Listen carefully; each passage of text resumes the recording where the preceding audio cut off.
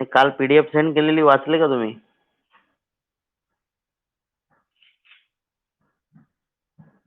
अरे काल जे पीडीएफ सेंड केली ते वाचले का? जमकाचा आवाज येत आहे माझा? हा, इकडे लक्ष द्या की कालच्या क्लासमध्ये आपण कशाबद्दल माहिती पाहिलेली होती? डाय आणि डायस्टॉक बद्दल माहिती पाहिलेली होती, ठीक आहे.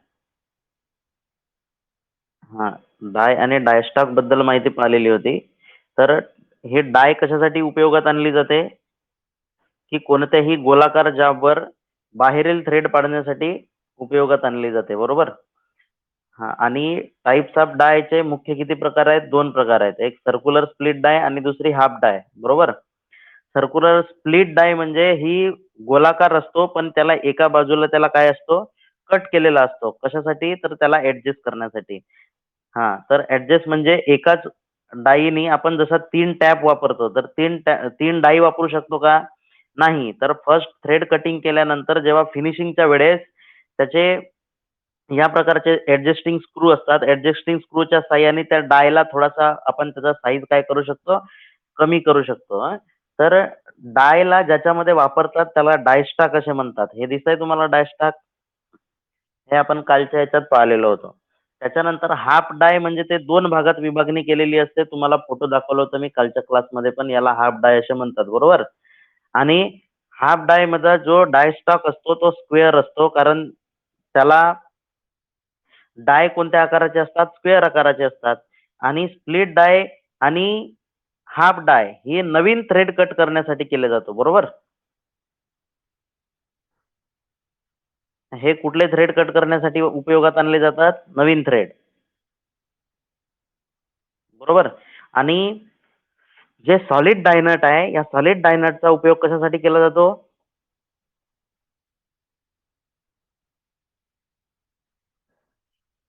आवाज येत आहे का माझा? हा, तर सॉलिड डायनटचा उपयोग कशासाठी केला जातो?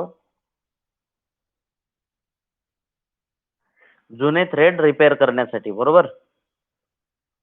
हा, जुने थ्रेड काय करण्यासाठी? रिपेअर करण्यासाठी सॉलिड डायनटचा वापर केला जातो, बरोबर. काल इत्यादी गोष्टींची आपण माहिती पाहिलेली होती.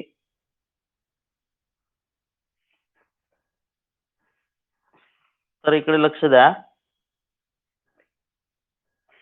की आजचा जो टॉपिक आहे हा छोटासा बिलकुल 5 ते 10 मिनिटाचा टॉपिक आहे. Method of dieing. तर ज्या प्रकारे मी तुम्हाला मेथड ऑफ टॅपिंग सांगितलेलं होतं, मेथड ऑफ टॅपिंग मध्ये कोणकोणती प्रक्रिया केली होती आपण? कशा पद्धतीने टॅपिंग मेथड्स काय होता?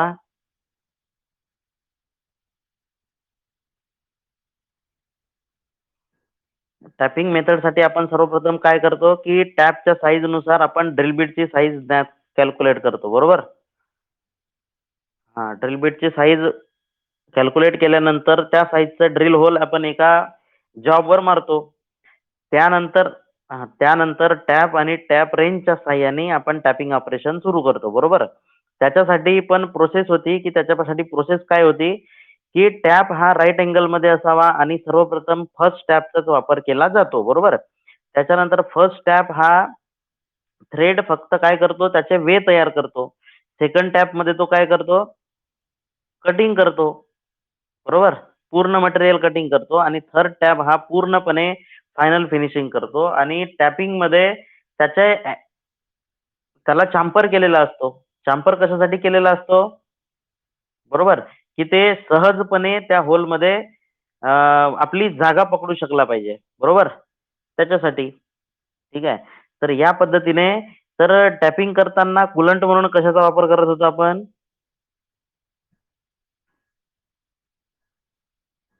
ऑइलचा वापर करत होतो, बरोबर.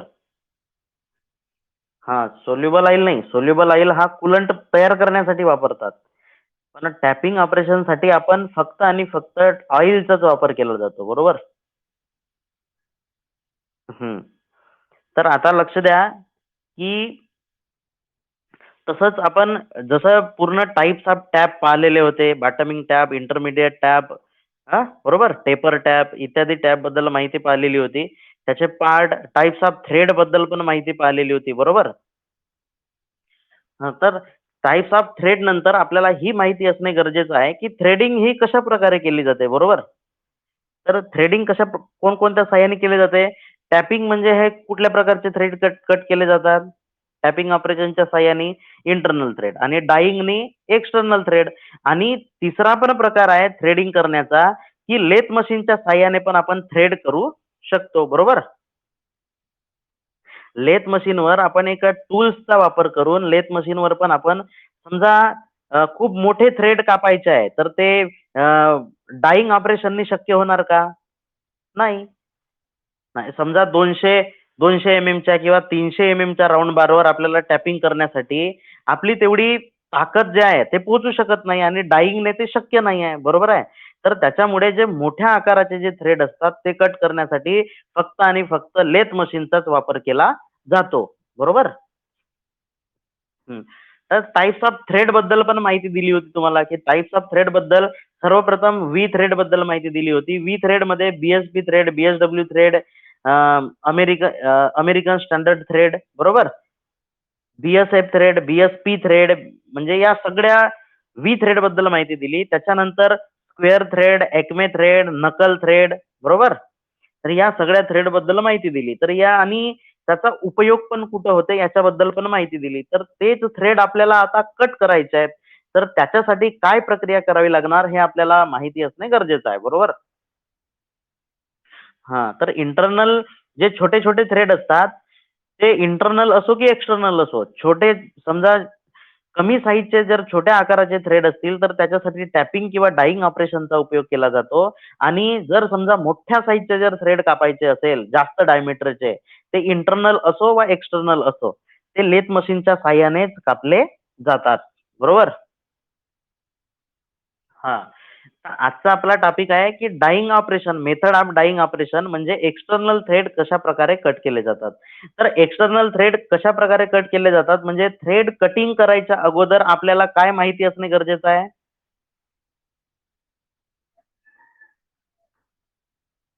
की किती साइजचे थ्रेड कट करायचे आहेत हे माहिती असणे गरजेचं आहे आपल्याला, बरोबर? हो, तर किती साइजचे थ्रेड आपल्याला कट करायचे आहेत, ते साइज महत्वाची आहे ना. M10 चे करायचे आहेत, M12 चे करायचे आहे, M14 चे करायचे आहे, M20 चे करायचे आहे. कोणत्या साइजचे थ्रेड आपल्याला कट करायचे आहे याच्यानुसार आपण काय करू, मटेरियल सिलेक्ट करू, बरोबर. हां, तर सॉरी, टॅपिंग ऑपरेशनमध्ये आपल्याला जर M10 चा टॅप जर करायचा असेल, तर 8.5 चा ड्रिल आपण करतो, बरोबर. तर तर डाइंग ऑपरेशनमध्ये आपल्याला कुठल्याही प्रकारचा ड्रिल होल करण्याची आवश्यकता नाही. तर त्याच्यासाठी आपल्याला एक राउंड बारची निवड करावी लागेल आणि तो राउंड बार म्हणजे फॉर एक्झाम्पल जर समजा M10 म्हणजे मेट्रिक समजा 10 चे थ्रेड जर आपल्याला कट करायचे आहे, तर राउंड बार किती चा घ्यावा लागेल? 10 चाच घ्यावा लागेल, बरोबर. 10 चाच घ्यावा लागेल आणि त्याच्यासाठी डायची निवड. त्याच्यानंतर काय करायचं आहे? डायची निवड. तर आपल्याला डायची निवड निवड करत असताना काय करावं लागेल, की ते आपल्याला मेट्रिक थ्रेड कट करायचे आहे, की ब्रिटिश थ्रेड कट करायचे आहे? त्याचा व्ही थ्रेड कट करायचा आहे, की स्क्वेअर थ्रेड करायचा आहे? पहिले थ्रेडचा प्रकार आपल्याला माहिती असणे गरजेचं आहे, बरोबर? हां, की ते बी-एस-पी थ्रेड आहेत, बी-एस-डब्ल्यू थ्रेड आहेत, बी-एस-एफ थ्रेड आहेत म्हणजे ब्रिटिश स्टँडर्ड फाईन थ्रेड आहेत किंवा अमेरिकन नॅशनल थ्रेड आहेत. तर या थ्रेड प्रकारे वेगवेगळ्या थ्रेडचा वेगवेगळा अँगल असतो. तर त्याच्यानुसार जे डाय आहे, त्या डायचा पण आपण आपल्याला कुठल्या प्रकारचे थ्रेड कट करायचे आहे, तर सर्वप्रथम डायचा आपण काय करू, निवड केली पाहिजे. समजा आपल्याला बी-एस-पी थ्रेड जर आपल्याला कट करायचा आहे म्हणजे ब्रिटिश स्टँडर्ड पाईप थ्रेड जर आपल्याला थ्रेड कट करायचा आहे, तर त्याच्यासाठी आपण बी-एस-पी साइजची व्ही शेपचीच डाई निवडू ना. आपल्याला डाय कोणती निवडावी लागेल, की व्ही शेपची डाई आपल्याला बी-एस-पी थ्रेड कट करणारी डाई निवडायला लागेल. त्याच्यानंतर आपण काय करू, की समजा आपल्याला पाईपवर जर थ्रेड करायचे असेल, तर पाईपवर कशाला बांधावं लागेल? कुठल्या व्हाईसवर? समजा आपल्याला बी-एस-पी म्हणजे ब्रिटिश स्टँडर्ड पाईप थ्रेड हे थ्रेड जर कापायचे आहे, तर आपल्याला कुठल्या व्हाईसवर बांधावं लागेल पाईपाला? पाईप आपण बेंच व्हाईसवर बांधू शकतो का?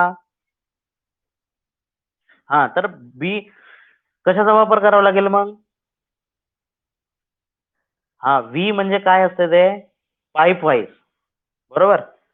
हा पाईप वाईजचा व्ही ब्लॉक किंवा पाईप वाईजचा प्रयोग करावा लागेल बरोबर. व्ही ब्लॉकचा पण जॉ ह्या व्ही शेपचा असतो आणि पाईप वाईजचा पण जॉ काय असतो व्ही शेपचा असतो. तर आपल्याला समजा पाईपवर थ्रेडिंग करायची असेल तर त्याला कुठं बांधावं लागेल व्ही ब्लॉकवर किंवा पाईप वाईजवर. आणि राऊंड बारला जरी थ्रेडिंग करायची असेल राऊंड बार छोटा असेल तर आपण बेंच वाईजवर बांधू शकतो बरोबर. पण बेंच वाईजवर तो राऊंड बार घट्ट पकडल्या जात नाही हे तुम्हालाही माहित आहे बरोबर. घट्ट पकडला जातो का नाही. तर त्याच्यामुळे आपण जर राऊंड बारवर आपल्याला जर थ्रेडिंग करायचे आहे तर त्याच्यासाठी आपल्याला व्ही ब्लॉक किंवा व्ही पाईप व्हाईसचाच वापर करावा लागतो बरोबर. आणि पाईप व्हाईसला पाईप आपण पाईप व्हाईस मध्येच का बरं बांधतो कारण पाईप जर आपण साध्या व्हाईस मध्ये जर लावला तर तो पाईपचा आतमधून पोकळ असते. पाईप काय असते आतमधून पोकळ असते. हा तर आपण समजा पोकळ वस्तू जर व्हाईस मध्ये बांधली तर काय होईल काय होईल हा बरोबर म्हणजे त्याचा साईज बिघडेल म्हणजे त्याचा साईज बिघडेल. तर त्यासाठी राऊंड बार किंवा पाईपला होल्ड करण्यासाठी आपल्याला पाईप व्हाईसचा प्रयोग करावा लागेल. त्याच्यानंतर डाय नटला आपण एका डाय स्टॉक मध्ये फिक्स करू बरोबर. डाय स्टॉकला डायनट मध्ये फिक्स केल्यानंतर आपण जेव्हा थ्रेड कापायला सुरुवात करू जसं टॅपिंग ऑपरेशन मध्ये आपण काय केलं की एक फेरा क्लॉकवाईज आणि दुसरा फेरा एंटी क्लॉकवाईज बरोबर. हा तर त्याच पद्धतीने डाईंग ऑपरेशन मध्ये सुद्धा आपले डाय जे आहे ते डाय स्टॉक मध्ये लावल्यानंतर जेव्हा आपण थ्रेड कटिंग करायला सुरुवात करू तर मी थ्रेड कटिंगचे व्हिडिओ तुम्हाला शेअर करतो ग्रुपवर बरोबर. त्याच्यामध्ये पाहून घ्याल की लेथ मशीनवर कशा प्रकारे थ्रेड कट केले जातात आणि हाताने कसे थ्रेड कट केले जातात डाईंग ऑपरेशन मध्ये ठीक आहे. पाईप थ्रेड वगैरे वेगवेगळे व्हिडिओ मी पाठवतो. तर जेव्हा आपण डाईंग ऑपरेशन स्टार्ट करू तर डाईंग ऑपरेशन स्टार्ट केल्यानंतर एक फेरा क्लॉकवाईज आणि दुसरा फेरा एंटी क्लॉकवाईज म्हणजे क्लॉकवाईज फेऱ्यामध्ये थ्रेड काय होतात कट होतात. आणि एंटी क्लॉकवाईज त्याला याच्यासाठी फिरवतो की ते कट झालेले थ्रेड हे फिनिश झाले पाहिजे बरोबर. आणि थ्रेडला शार्पनेस आली पाहिजे म्हणून आपण त्याला एक फेरा क्लॉकवाईज आणि एंटी क्लॉकवाईज असं फिरवतो. आणि त्याच्यानंतर आपण थ्रेड कटिंग करत असताना कुलंट म्हणून फक्त ऑइलचा वापर करत असतो. तर कुलंट म्हणून हा ऑइलचाच वापर का बरं करत असतो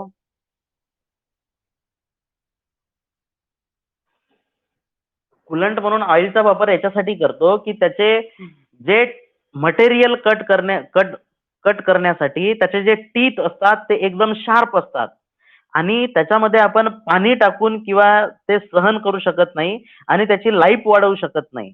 तर त्या कटिंग टूलची जो काही डाई आहे त्या डाईच्या कटिंग एजची लाईफ जास्त काळ टिकली पाहिजे म्हणून आपण ऑइलचाच वापर करतो. आणि ऑइल हा थिकनेसने जास्त जाडा असतो बरोबर. ऑइल हा थिकनेसने काय असतो जास्त जाडा असतो बरोबर. याच्यासाठी ऑइलचा वापर करतात. आणि त्याच्यानंतर एक फेरा क्लॉकवाईज एक फेरा एंटी क्लॉकवाईज याच पद्धतीने डाईंग ऑपरेशन पूर्ण केला जातो बरोबर. आणि दुसरा उद्देश म्हणजे एक फेरा क्लॉकवाईज आणि एक फेरा एंटी क्लॉकवाईज फिरवायचा दुसरा उद्देश म्हणजे जे चिप्स कट होतात ना चिप्स आपण आपण डाईंग ऑपरेशन चालू केल्यानंतर जे कटिंग चालू होते त्याच्यामध्ये मेटलचे चिप्स निघतात. मटेरियल कट केल्यानंतर मेटलचे चिप्स निघणारच ना. तर ते चिप्स त्याच्यामध्ये फसू नये म्हणून आपण एक फेरा एंटी क्लॉकवाईज पण फिरवला जातो बरोबर. हम्म तर समजलं का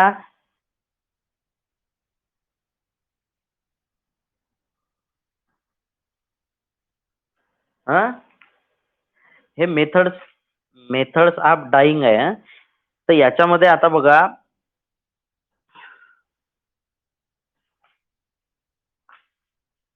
मी तुम्हाला काही ऑब्जेक्टिव्ह वगैरे पाठवलेले आहेत, या म्हणजे या वीकचे जे चॅप्टर होते त्याचे ऑब्जेक्टिव्ह पाठवलेले आहेत, बरोबर. तर त्याच्यामध्ये टाइप्स ऑफ थ्रेडिंग पासून त्याच्यामध्ये आपण स्क्रू पीस गेज बद्दल पण माहिती पाहिलेली होती. तर स्क्रू पीस गेजचा उपयोग कशासाठी केला जातो?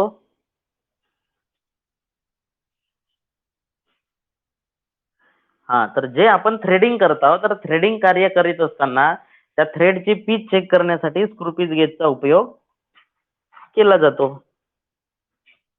बरोबर. आणि त्याच्यानंतर आपण समोरचा टॉपिक पाहणार आहोत. हे बघा, drill defects and type. Drill defects म्हणजे त्याचे दोष होतात, बरोबर. आणि ड्रिलिंगचा चॅप्टर आपला झालेला आहे, ड्रिल बीटचा. Types of drill bit, taper shank, straight shank, बरोबर.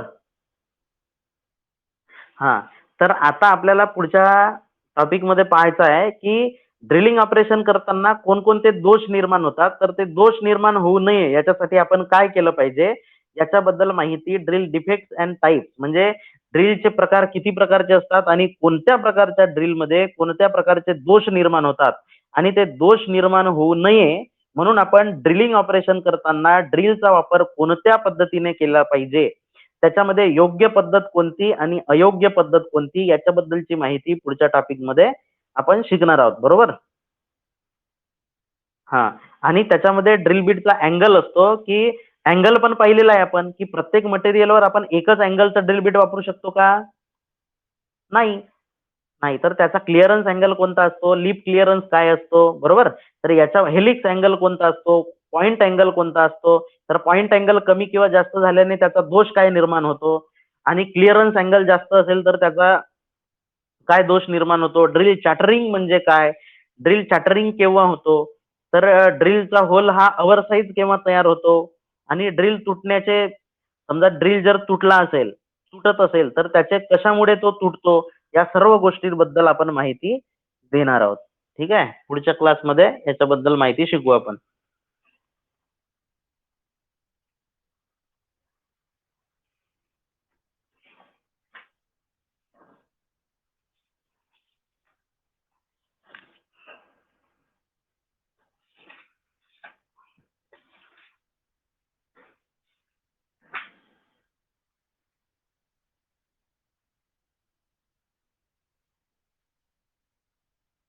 त्याच्यानंतर बघा, इकडे लक्ष द्या थोडंसं. हे ड्रॉइंग दिसत आहे का तुम्हाला?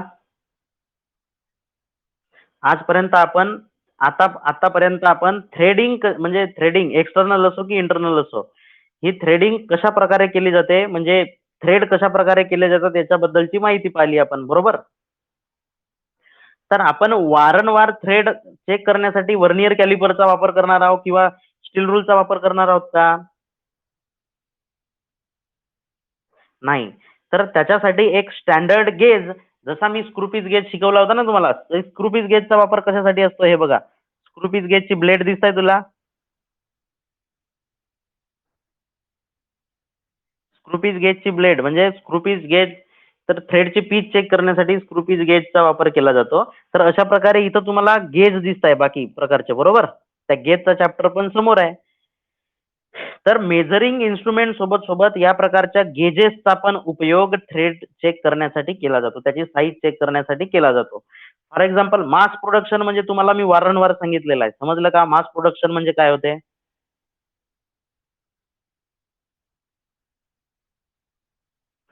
एकाच साईजचे आणि एकाच प्रकारचे हजारो संख्येमध्ये आपण काय करतो, पार्ट तयार करताना आपण एकच, प्रत्येक 1000 पार्टला आपण स्टील रूलने मेजरमेंट घेणार आहोत का? नाही.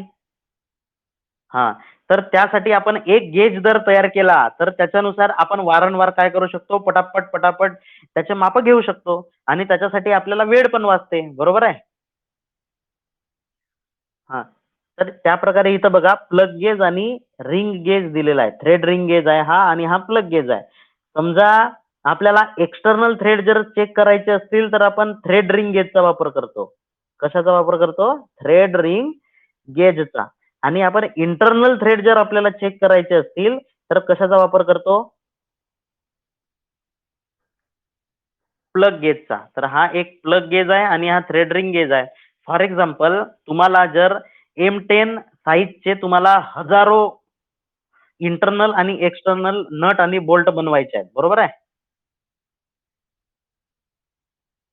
हा, तर हजारोच्या संख्येत जर तुम्हाला नट आणि बोल्ट तयार करायचे आहे, तर आपल्याला गेज कोणत्या साईजचे लागतील? M10चेच लागतील, बरोबर. म्हणजे या गेज मध्ये ऑलरेडी त्या साईजचे थ्रेड कट केलेले आहेत. एक्सटर्नल थ्रेड चेक करायसाठी हा रिंग गेज आहे, म्हणजे इंटरनल इंटरनल थ्रेड कट केलेला गेज आहे, बरोबर. आणि इंटरनल थ्रेड करण्यासाठी एक्सटर्नल थ्रेड हे केलेला गेज आहे, बरोबर. तर आपण या गेजच्या साहाय्याने काय करू? वारंवार त्याला मॅच करून पाहत जाऊ, म्हणजे थ्रेड बरोबर झाले की नाही. समजा मॅच होतात की नाही या गेज वरून माहिती होते, बरोबर.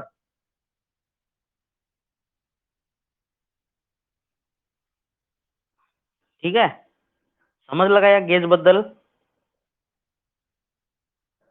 जे आपण इंटरनल आणि एक्सटर्नल थ्रेड कसे कटिंग करायचे याच्याबद्दलची माहिती पाहिली होती. तर त्याच्यामध्ये ते थ्रेड चेक करण्यासाठी गेजेसचा पण वापर केला जातो. आणि याच्यामध्ये हा प्लग गेज आहे. हा कोणता गेज आहे? थ्रेड प्लग गेज आहे. आणि हा आहे रिंग गेज. कोणता गेज आहे हा? थ्रेड रिंग गेज आहे. थ्रेड रिंग गेज आहे.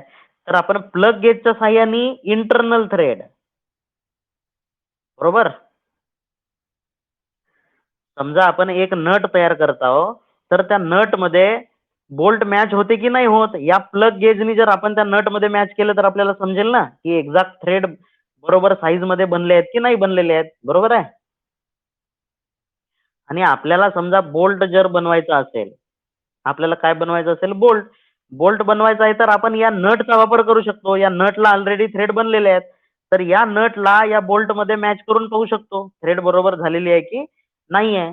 तर त्याच्यासाठी इंटरनल थ्रेड चेक करण्यासाठी प्लग गेजचा उपयोग आणि एक्सटर्नल थ्रेड करण्यासाठी रिंग गेजचा उपयोग केला जातो.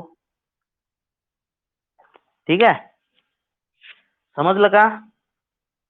एवढ्याच गोष्टी समजा. आणि उद्याच्या क्लासमध्ये आपण ते ड्रिल बद्दल माहिती पाहू. आणि थ्रेडिंगचा हा चॅप्टर संपलेला आहे. ड्रिल नंतर मग ग्राइंडिंग व्हील आहे. ग्राइंडिंग व्हील नंतर इंटरचेंजेबिलिटी, लिमिट, फेट, टॉलरन्स वगैरे आहे, बरोबर. निकेश साहेब, तुम्ही कुठे गेले होते? निकेश लाडे साहेब. अरे तर 12 वाजता आता टाइम चेंज केला ना मी. 10च्या 12 झाले ना आता. हा, आता तू क्लास संपल्यावर जॉईन केला. तर आता व्हिडिओ रेकॉर्डिंग पाहून घेशील चांगल्या पद्धतीने. ग्रुपवर सेंड केलेली, ठीक आहे.